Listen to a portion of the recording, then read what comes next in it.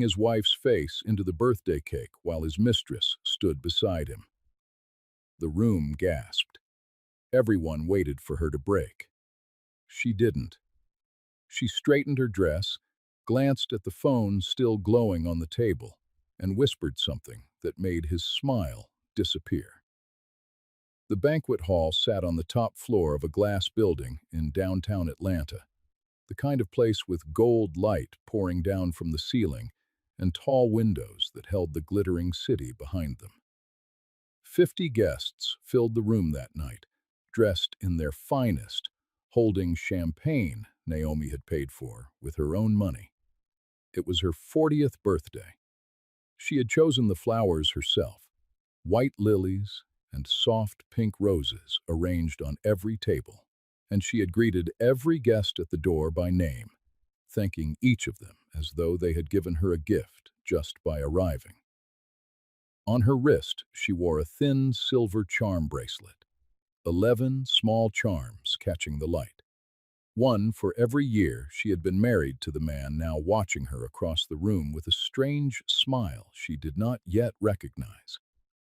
Terence looked good that night, and he knew it, which was always the most dangerous thing about him. Tall, sharp in his dark tailored suit, the kind of man who walked into a room like he owned the very air inside it. For most of the evening, he stayed close to a woman named Camille, younger, in a deep red dress cut to be noticed, a woman who laughed too easily at everything he said. Naomi watched the two of them from across the room without ever seeming to watch at all. She had introduced Camille to many of these guests herself, months ago, as Terence's young junior associate. A clever girl, family in a loose and distant way, someone Naomi had once helped without thinking twice. Now Camille's hand rested too comfortably on the back of Terence's chair, and her eyes kept finding Naomi and holding the look one beat too long, a private smile tucked into the corner of her mouth. When the time came to bring out the cake, Terence tapped his glass with a spoon, and the room slowly went quiet, faces turning toward him with easy smiles. He said he wanted to make a toast. People softened, expecting tenderness, a husband's loving words on his wife's milestone birthday, the kind of speech that makes the older couples reach for each other's hands. Instead, he called Camille to his side and slid his arm around her bare waist in full view of everyone. He told the room he had spent 20 years married to a woman who bored him, a woman who had been nothing more than a soft place to land while he built himself, alone, into something great. He said the word beneath as though it tasted sweet in his mouth. Beneath me, he said. She was always beneath me. Then he turned to his wife. He took her gently by the back of the neck, the way a man might guide someone he cherished, and he pushed her face down hard into the 3 white tears of her own birthday cake. "Make a wish, baby," he said into the stunned room, and beside him, Camille threw back her head and laughed out loud. For one long second, nothing in the world moved. The candles still burned on the ruined cake. The music had stopped, and 50 people stood holding their breath, certain they were watching a marriage end. The room did not laugh with her. The room froze solid. 50 people stood with their champagne halfway to their lips, breath held, waiting for the scream, the sob, the sight of a humiliated woman crumbling in front of everyone she knew. Naomi lifted her head slowly out of the ruined cake. Frosting clung to her cheek and her eyelashes and slid in soft white lines down toward her jaw. She did not cry. She reached up with one finger, wiped a curl of cream from beneath her eye, and looked at it almost thoughtfully, the way you might study a snowflake before it melts. Then she straightened her dress at the shoulders, reached calmly for the white cloth napkin folded beside her plate, and cleaned her face with the unhurried care of a woman alone at her own mirror. Her eyes moved once, just once, to the phone lying face up on the white tablecloth, its screen glowing softly in the dim gold light.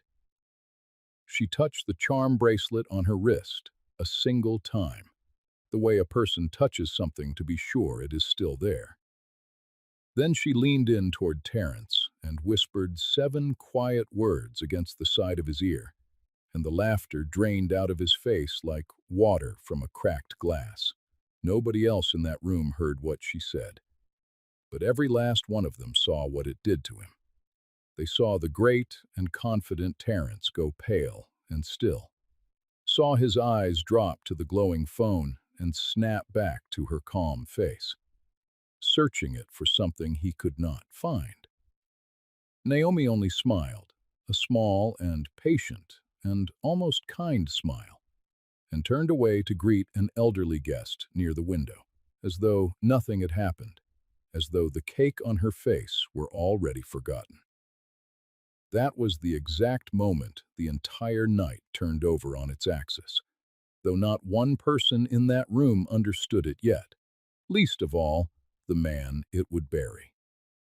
To understand why she was so calm, why she had touched that bracelet like a soldier touches the weapon at his side before the order comes, you have to go all the way back. Back to a time when Terence was nobody at all, and Naomi was the only person who believed he could ever become something more. They met when they were both young and broke and tired, working opposite shifts at a small restaurant on the south side of the city. Terence had enormous dreams and empty pockets, and a way of talking about the future that made you forget how little he held in the present. Naomi was the steady one, the one who saved, the one who could balance the books in her head while carrying 4 plates without spilling a drop. When Terence finally wanted to start his own contracting business, it was Naomi who quietly emptied her savings account, every dollar she had scraped together since she was 16, and put it into his hands without a contract, without a condition, only a kiss on his cheek and 3 soft words. Go build something. That was how their marriage truly began.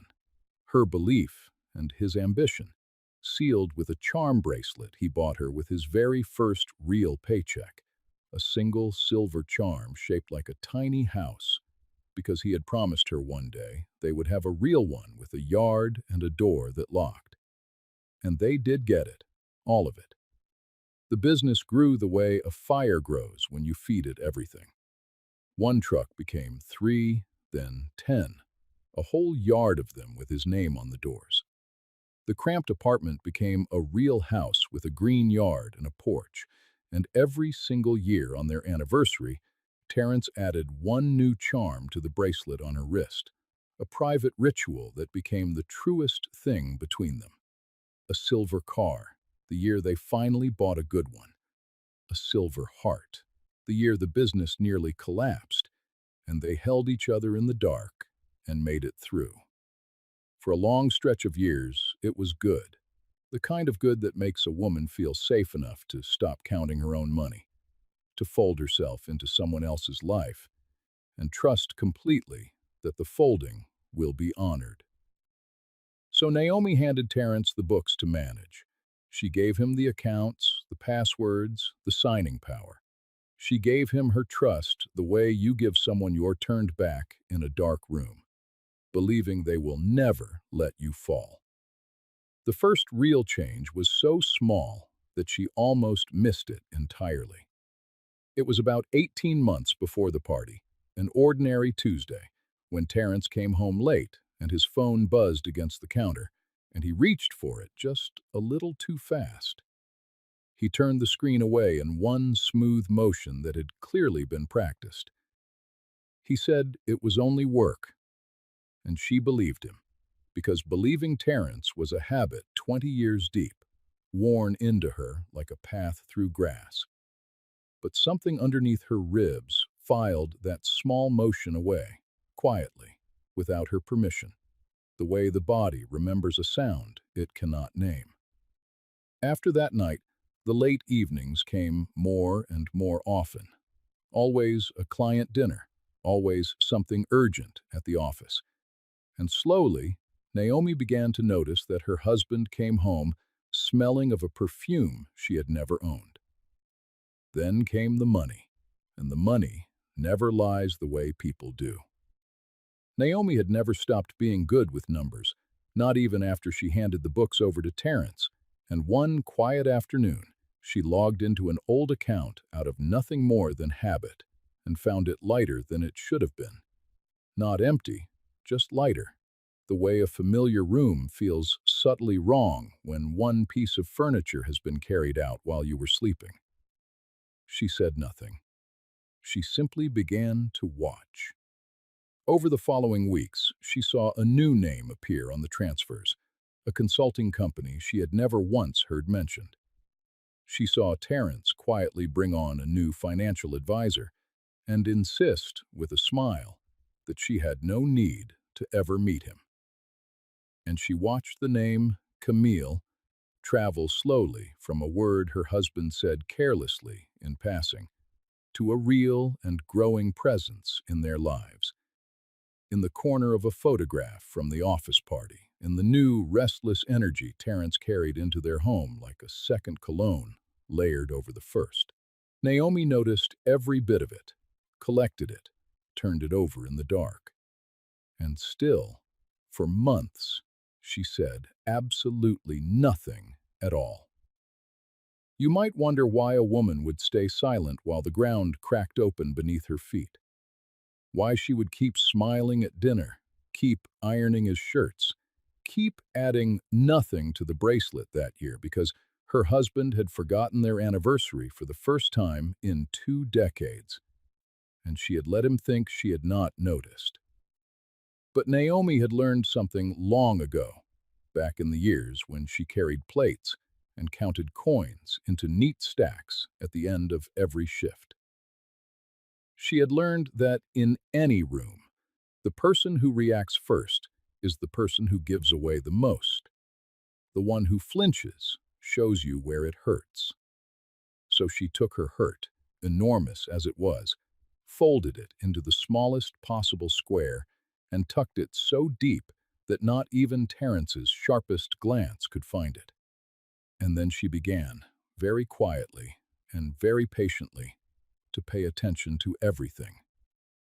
What she did not yet know, could not have imagined even on her darkest night, was how much worse the full truth would turn out to be than anything she had let herself fear, because the woman in the red dress was not only stealing her husband, she was someone Naomi already knew.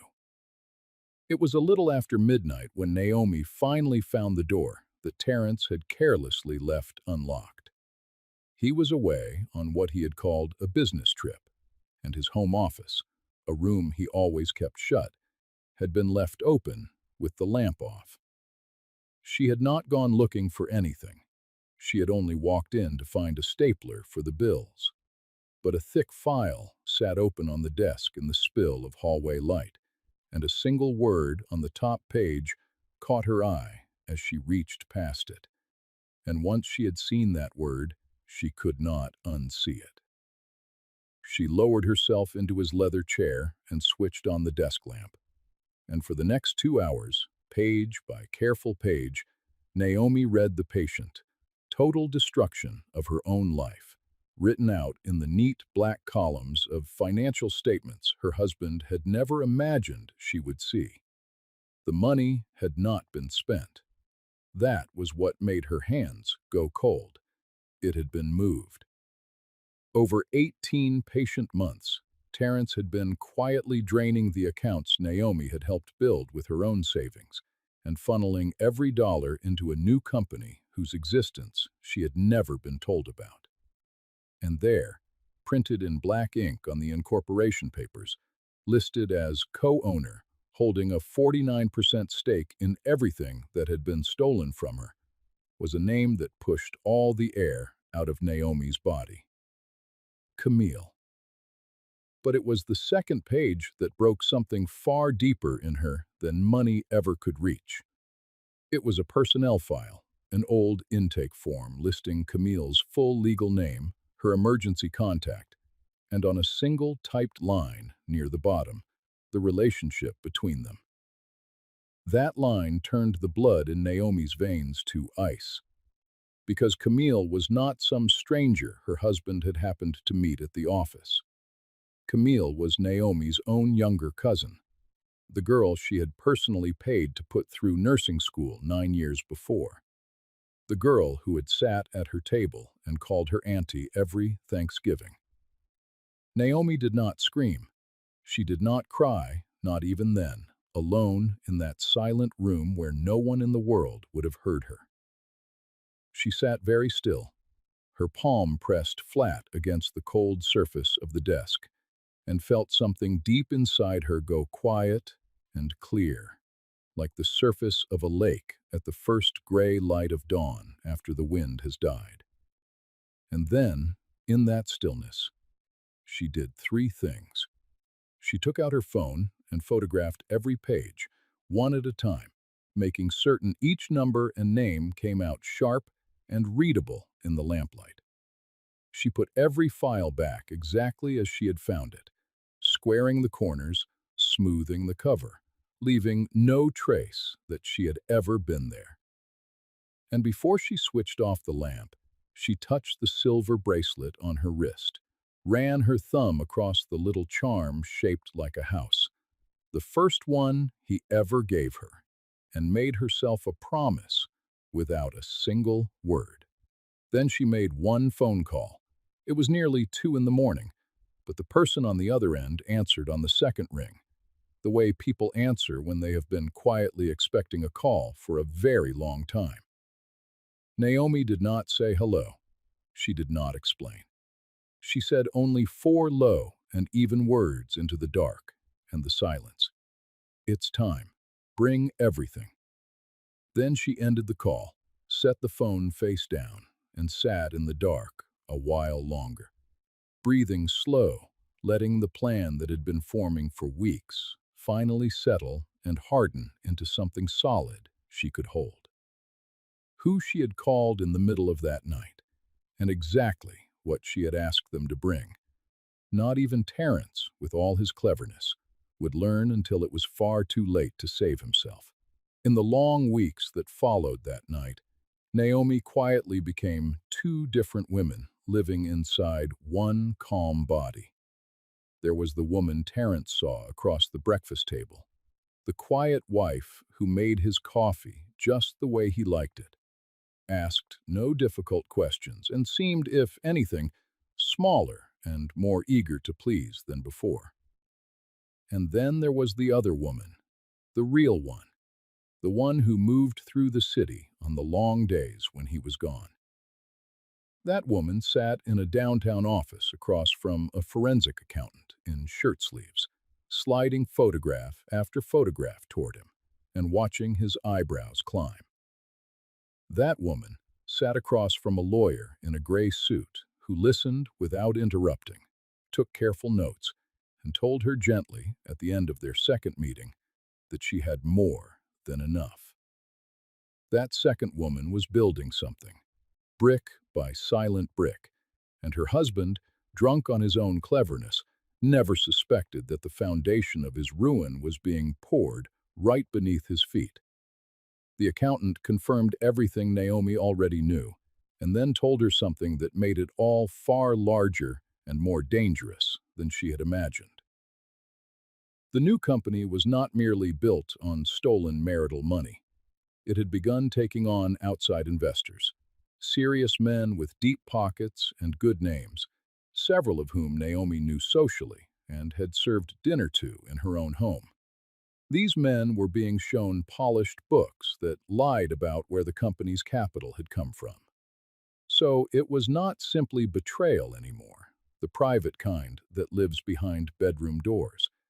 It had become fraud, the kind that puts well-dressed men in courtrooms, and sometimes somewhere far worse. Naomi sat with that heavy knowledge a long time, turning it in her hands. She could end the whole thing that week with a single phone call to any one of those investors.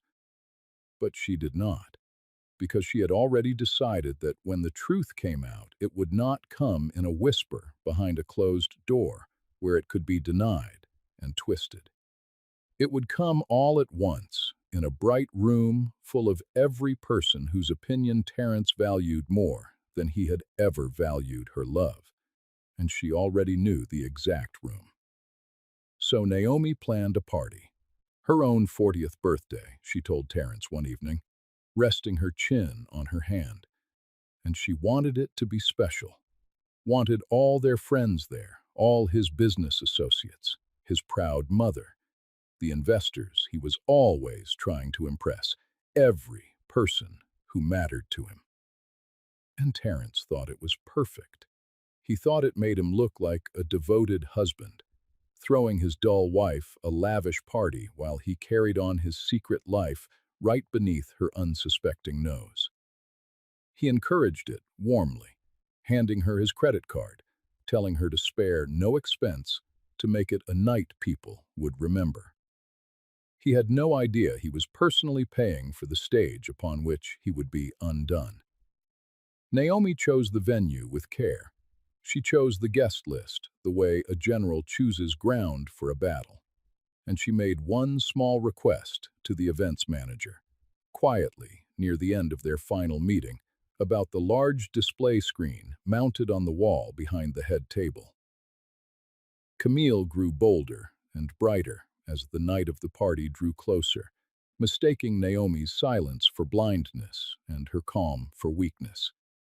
She began showing up uninvited to help with the planning, sliding into Naomi's living room with her loud laugh and her borrowed confidence, offering opinions on the flowers and the seating chart as though she had a natural right to be there. Once, while Naomi sat addressing the last envelopes by hand, Camille leaned in close over her shoulder, close enough that Naomi could smell the perfume that had haunted her husband's collars for a year and a half, and said, in a sweet voice dripping with false sympathy, "You're being so brave about all this, Auntie." She let that word hang in the air, testing it, savoring it, her eyes dropping to Naomi's steady hand on the pen, watching for the smallest tremble. Naomi simply set down her pen, looked up unhurried, and smiled back at the younger woman, warm and unbothered. "Family is everything to me," she said gently. And Camille, for one long second, did not know what to do with that. The unseen audience watching Naomi's life unfold could feel what she was building. But Terence could not feel any of it. He grew more careless by the day, texting Camille openly now, leaving his phone face up and unlocked, so certain his wife was too soft and too foolish to ever pose him the slightest threat. He even began speaking to Naomi with an uglier edge, small daily cruelties dressed up as jokes, calling her slow in front of guests, calling her simple, asking with a smirk whether she had understood the news. And the friends in the room would laugh nervously and look away. Every one of those insults was a stone Terence was stacking, with his own hands, onto a high wall he did not know was leaning over him. And every time, Naomi only smiled and let it pass, because she understood one thing her husband, for all his sharpness, never would. A man who believes he has already won the game stops watching the door, and the door, by then, stood very nearly open. The night of the party arrived warm and clear, a soft spring evening with a sky going pink over the city. The banquet hall filled with golden light and rising laughter and the clink of good glasses, and Naomi moved through the middle of it, transformed. She was radiant, gracious, unhurried, at ease, greeting each investor by his first name and asking after his wife and children, laughing softly at the older men's tired jokes, glowing with a settled calm that drew every eye in the room without her seeming to ask for it. Terence noticed it before anyone else did. He watched his wife across the crowded floor and felt something cold and nameless crawl up the back of his neck. She was not nervous tonight. She was not clinging to his arm, not hunting for his approval, not shrinking under his glances the way she had for so many long months. She looked, he thought, with a sudden and unfamiliar flicker of true unease, exactly like a woman who was precisely where she had always meant to be. Camille noticed the change too, and it frightened her in a way she could not name.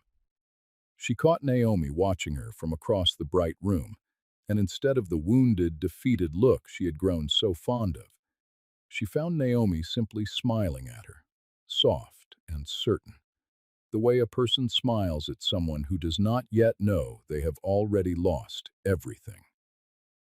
It unsettled Camille so badly that she gripped Terence's forearm too tightly, her nails pressing white half-moons into his sleeve. Meanwhile, near the back of the hall, unnoticed in the swirl of the party, Naomi paused beside the events manager and spoke a few quiet words. She asked, with the lightest touch, whether everything was ready for the toast. The screen, the connection, all of it. The manager smiled and nodded that yes, it was all set. Naomi thanked her, touched the charm bracelet on her wrist one final time, 11 charms cool against her skin, and turned back toward the center of the room where her husband was about to give the most expensive speech of his life. The whole energy of the room had shifted by then, and the older guests could feel it without being able to explain it. Conversations dropped quieter whenever Naomi passed. People found their eyes drawn to her again and again, without quite knowing why. And Terence, sensing the floor of his evening beginning to tilt, did the only thing a man like him knew how to do when control began to slip. He decided to seize it back, loudly and cruelly, in front of everyone. He had been drinking all evening. His easy confidence had curdled into something mean. He pulled Camille close, tapped his spoon 3 times against his glass for silence, and stepped directly into the patient trap his wife had spent 18 months and a great deal of his own stolen money building for him, smiling the whole way down, certain to the final second that he was in total command of the room. And so the night came full circle, back to where this story began. The toast that was never going to be a toast. The cruel, practiced words about the woman who had bored him, the woman who had always been so far beneath him. Camille's manicured hand resting on the back of his chair, and her sharp laughter ringing out bright across the silent room. His palm closing on the back of Naomi's neck, and the cake, and "Make a wish, baby," and the single, sharp gasp that swept the whole hall like a cold wind through an open window. Only now, after everything, you know what every soul in that room did not. You know the phone glowing on the white tablecloth had not been forgotten. You know the woman calmly wiping frosting from her face was not broken, not even close. And you know now that the 7 words she whispered into her stunned husband's ear, the words that drained the blood from his face, were these: "The screen behind you is recording everything." Naomi straightened to her full height. She set the napkin down gently beside her ruined plate. And in the frozen silence of that golden room, with 50 pairs of eyes locked on her, she walked, calm and unhurried, to the front of the hall, to where the large display screen waited dark on the wall behind the head table. She picked up a small black remote from the table. She did not raise her voice in the slightest. She did not let her face show anger. She simply turned to face the 50 stunned guests who had come to celebrate her birthday and said, gently and clearly so every person heard her, "Since my husband was so eager to make a toast tonight, Please, allow me to return the favor." Then she pressed the button, and the great screen flickered to life, and the phone on the table that everyone had thought forgotten threw its image up onto the wall, 10 feet tall, for the entire room to read. What appeared first were the messages, text after text between Terence and Camille, mounted 10 feet tall in cold, glowing letters above their heads, their cruel jokes about Naomi, their plans, their easy contempt laid bare in their own typed words for everyone to read in the terrible silence. And then came the recordings, and Terence's own deep voice poured out of the speakers and filled the silent hall. His voice, laughing, describing how cleverly he had moved the money, how his stupid wife was too slow to ever notice, how he would have her signing the divorce papers before she even understood what she had lost. The whole room listened in a silence so complete you could hear the ice settling in the silver buckets along the bar. Camille's face had gone the gray of cold ash, and Terence stood rooted to the floor in the center of it all, hearing his own voice methodically destroy him in front of everyone he had ever wanted to impress, unable to move, unable to speak a word in his own defense. But Naomi was not finished with him yet. Not nearly. She pressed the button on the remote a second time, and the glowing messages gave way on the wall to documents. The incorporation papers appeared first, enormous and undeniable. Camille's name printed in black, right there beside his own, and beneath them, the stolen marital funds traced out in clean, simple lines that even a child standing in that room could have followed from one account to the next. And then the faces of the investors seated at the front tables began to change, because now their own names had appeared on that wall too, attached to numbers and dates that did not begin to match the comfortable lies they had each been so carefully told. One of the older investors rose slowly and stiffly from his seat, his napkin falling forgotten to the floor. Naomi turned then to the bracelet on her own wrist.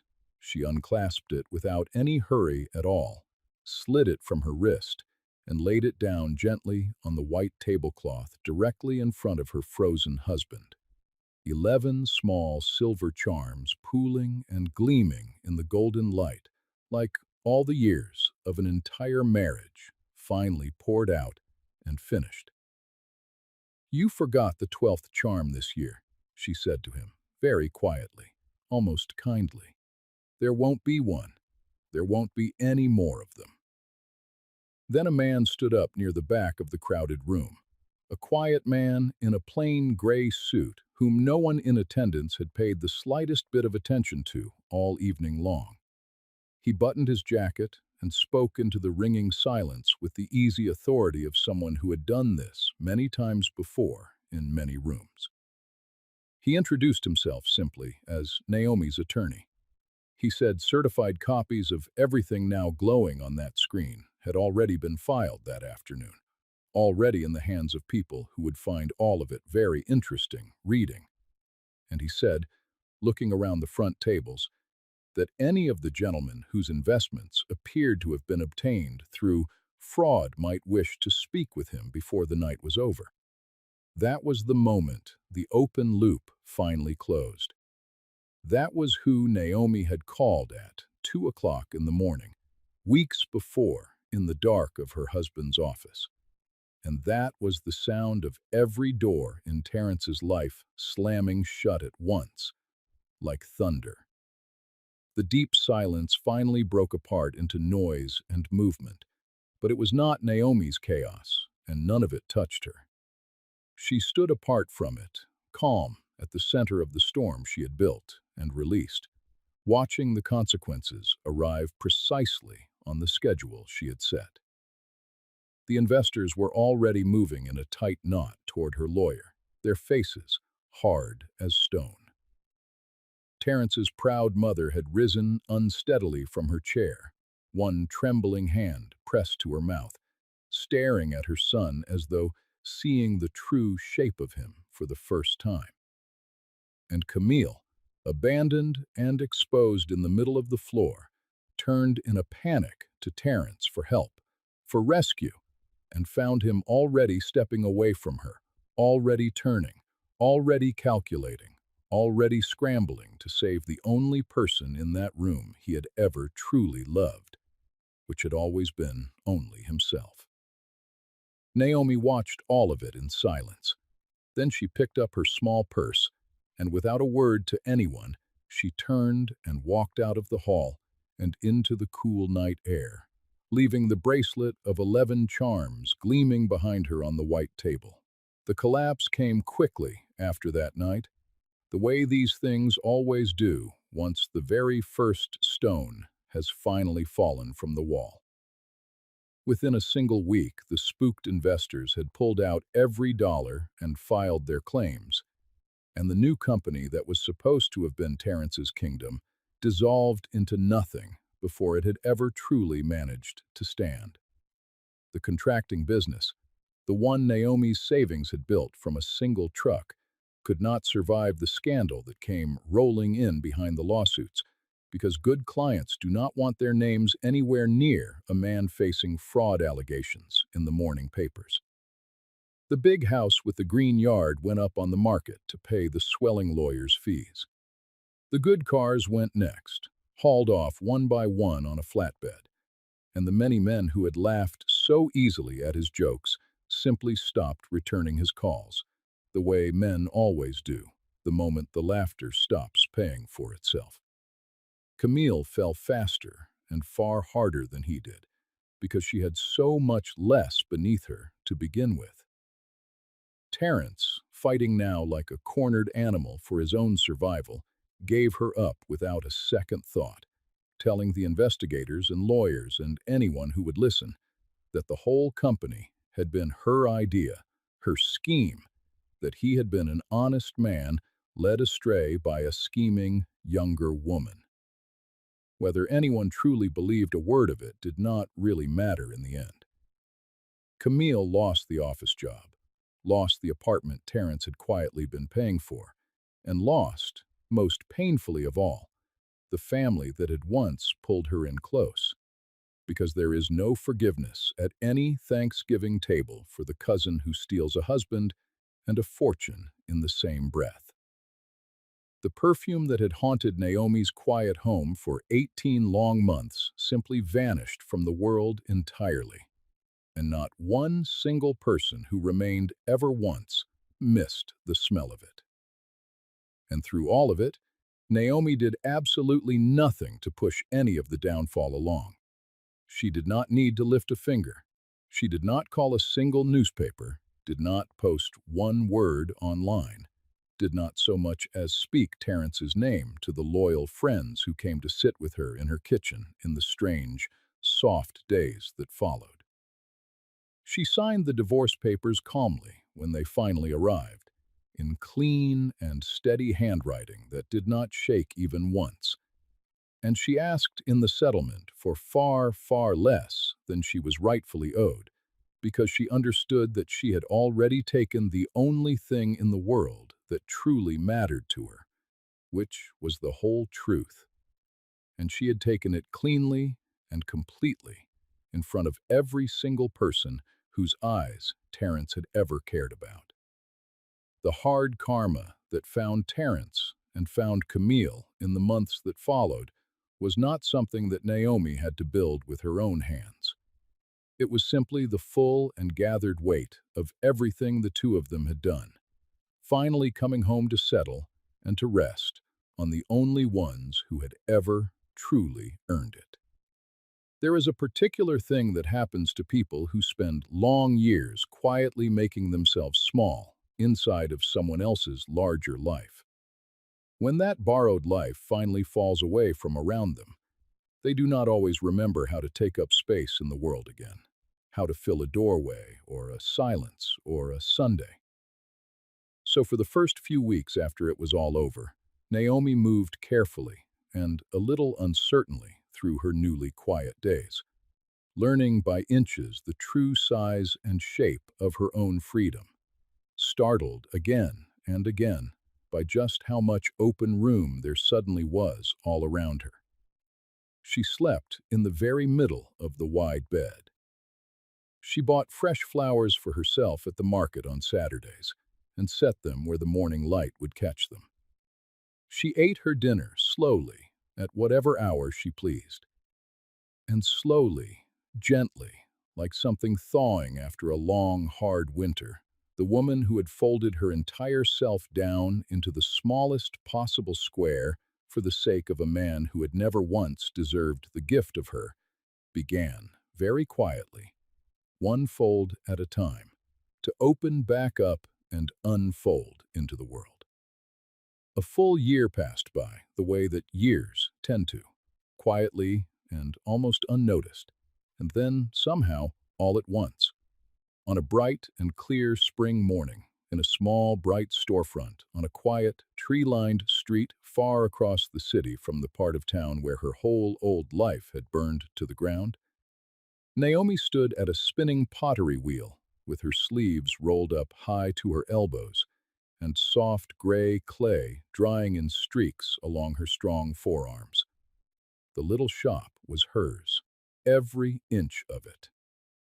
The hand-painted sign hanging above the front door carried a name that she alone had chosen, for no one's approval but her own. Warm morning light came slanting in through the front windows and lay across the wooden floor in long bars of pure gold.